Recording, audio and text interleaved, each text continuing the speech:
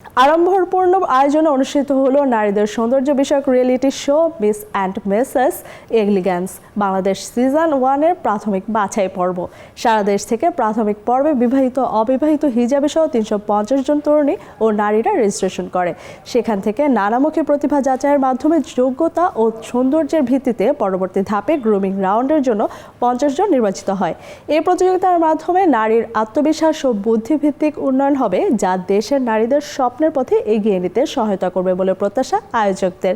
Miss and Mrs Elegance Bangladesh এর winner পাবেন নগদ অর্থসহ মূল্যবান উপহার।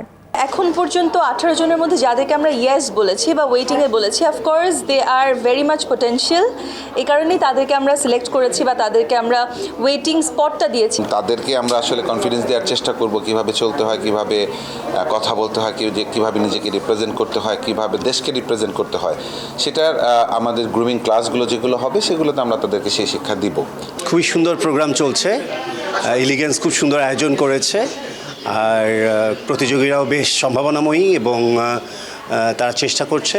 আয়োজকরাও খুবই চমৎকার, নিট অ্যান্ড ক্লিন সব কিছু।